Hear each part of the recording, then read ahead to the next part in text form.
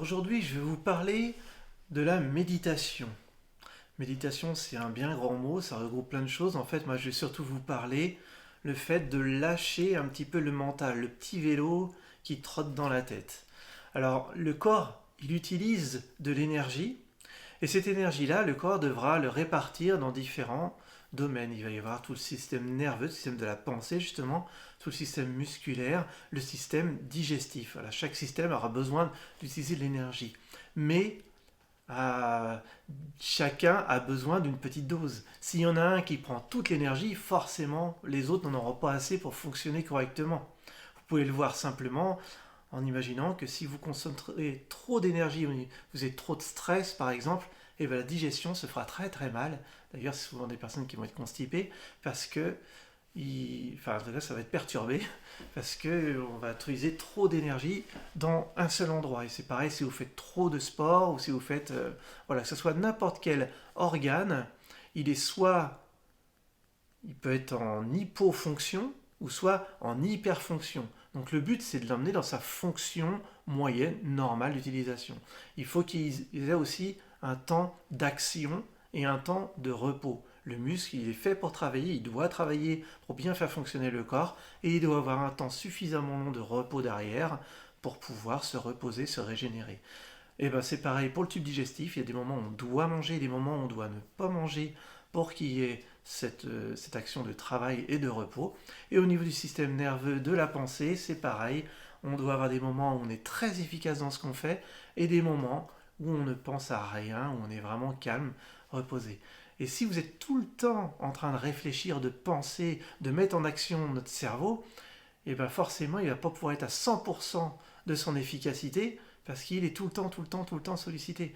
S'il a des moments où il peut être en repos, petit à petit on va l'éduquer, c'est un muscle en fait le cerveau, et si petit à petit on l'apprend, on lui apprend à avoir des temps de repos, de calme, et bien quand on va lui demander de travailler, il va être 100% efficace parce qu'il a eu suffisamment de temps de repos derrière. Alors le but du temps de repos, c'est pas être en off et, et tout simplement ne rien faire.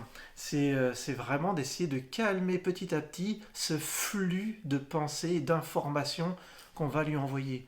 Alors c'est vrai que quand on a trop de sollicitations, que ce soit par le téléphone portable, que ce soit par la télé, que ce soit par le fait d'avoir envie de toujours combler, toujours envie de parler ou de bouger ou de faire quelque chose, ça montre un signe déjà qu'il commence à être en surchauffe, qu'il tout le temps demande de faire quelque chose parce qu'il a du mal. D'ailleurs, c'est souvent le cas, les personnes qui ont le plus besoin de calme, c'est eux qui supportent le moins le calme, justement. Donc ça peut donner des indications sur les gens qui peuvent être un peu autour de vous. Donc bon, bah, ça va être plus dur, plus on atteint un niveau élevé de stress, plus la personne en a besoin, mais plus c'est plus simple en fait quand la personne décide elle-même de faire les choses, qu'on ne peut pas forcer évidemment quelqu'un qui est stressé à se détendre s'il n'en a pas envie. Comme tout, de toute façon, tout ce qu'on va faire dans notre vie, hein, toute notre hygiène de vie, tout ça, c'est vraiment la volonté de la personne qui va vraiment avoir le résultat du succès attendu. Et voilà, c'est vraiment une volonté personnelle. Donc la personne qui veut se détendre et lâcher son mental, il y a plein de manières qui existent. Alors quand je parle de méditation, ça peut être tout simplement, il y a des gens qui ont besoin d'être devant une simple bougie ou le silence complet et puis d'être avec soi-même et d'essayer de, de ramener sa concentration sur son corps, sa posture, sur sa respiration et de penser à rien pendant ce laps de temps, d'essayer de calmer son flux de pensée. Il y a des gens qui ont besoin d'avoir de la musique, d'avoir un petit air à côté de soi, une musique calme, une musique qu'on apprécie, qui permet d'avoir ce calme mental. Il y en a d'autres qui ont besoin d'avoir une indication, d'avoir une méditation guidée, quelqu'un qui nous dit concentrez-vous sur vos pieds, concentrez-vous sur votre respiration, imaginez une plage, quoi que ce soit. Ça, c'est la méditation guidée. Et il en existe plein qu'on peut trouver sur Internet. Il y a aussi des applications, comme par exemple, j'utilise l'application Petit Bambou. Alors, il y a des méditations gratuites au début. Après, il y a un abonnement qui n'est pas très onéreux et qui permet d'avoir un panel de plein de méditations différentes en fonction des besoins, que ça sera par exemple sur le stress, sur le sommeil, sur arrêter de fumer, pourquoi pas, sur améliorer son sommeil. Enfin, il y a plein de thèmes différents en fonction des besoins. Mais Ça, c'est pour ceux qui ressentent le besoin d'avoir une méditation guidée pour les aider. Mais il existe plein de moyens différents. Le but, c'est d'avoir une activité quotidienne, régulière, pour pouvoir petit à petit arriver à un certain résultat. Ça, c'est comme pour tout. Si jamais vous voulez vous muscler, mais vous dites, bah, je soulève des poids pendant 10 minutes là, et je vois qu'il n'y a pas de résultat, eh ben, c'est pas étonnant, quoi. C'est pas en une fois ou en deux, trois fois que ça va arriver. Vous allez le faire quotidiennement, c'est la persévérance qui va arriver, au bout d'un certain mois, arriver à un certain résultat.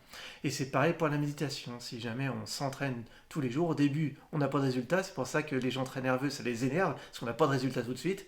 Mais si on le maintient, on le maintient, on le maintient, on se rendra compte qu'au bout d'un moment, on arrive à se poser et d'avoir déjà les bienfaits dans sa vie de tous les jours.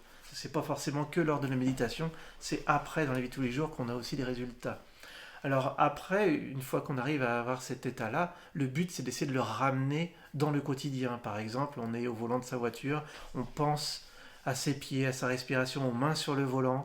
Alors on est concentré, on est à ce qu'on fait 100% au moment présent. C'est ce qui s'appelle justement le pouvoir du moment présent, le fait d'être pleinement présent à ce qu'on fait. C'est pas de partir divaguer quand on conduit, bien évidemment.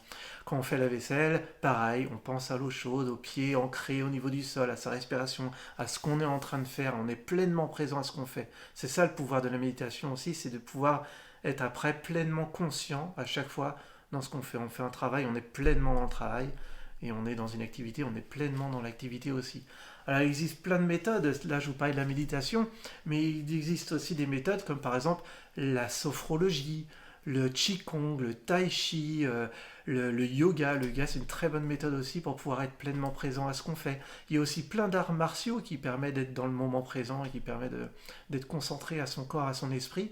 Il existe d'autres méthodes, comme une méthode que j'ai découverte il n'y a pas si longtemps que ça, qui s'appelle la flottaison. La flottaison, c'est une capsule avec de l'eau avec un certain niveau de taux de sel, hein, c'est du sel d'Epsom qu'ils utilisent, et qui permet d'avoir le corps en flottaison. On est comme en apesanteur avec la température qui est idéale, où on sent pas que c'est chaud, on sent pas que c'est froid, c'est vraiment, vraiment agréable. Et on est coupé de ses sens au niveau des yeux, parce qu'on est dans le noir. Alors si on veut, parce qu'on peut choisir d'être dans le noir ou pas, et au niveau aussi auditif, on entend, on est vraiment dans le silence et dans le noir si on veut, pour être pleinement présent dans son ressenti et lâcher le mental. Alors le fait de le faire plusieurs fois, donc j'ai eu l'occasion de le faire 3 fois, eh ben, il y a vraiment des vertus derrière et ça peut aider les personnes à pouvoir lâcher et en même temps ça aide aussi quand le corps est complètement au repos comme ça permet au corps de pouvoir mieux remplir sa fonction éliminatoire, la lymphe va mieux circuler, le système nerveux va se calmer, la respiration va se faire tranquillement, enfin voilà, ça permet vraiment de bien fonctionner. Donc là ce que j'ai testé c'était Néoden à Nantes et voilà, c'est aussi une autre pratique. Il existe aussi la cohérence cardiaque, il existe plein de méthodes qui permettent de le faire. Vous pouvez le faire vous-même aussi sans une méthode. Faites-vous confiance, écoutez-vous et commencez comme ça tranquillement et après vous pourrez tester les autres méthodes pour pouvoir voir celles qui vous convient le mieux. Donc voilà ce que je voulais vous dire par rapport au lâcher prise et ça permet voilà, quand on lâche prise, on détend le cerveau et ben ça permet au, à tout le système en fait autonome de pouvoir mieux fonctionner, mieux nettoyer les corps et mieux fonctionner. Donc voilà, si vous avez des questions, n'hésitez pas à les poser et je vous dis à très bientôt. Au revoir.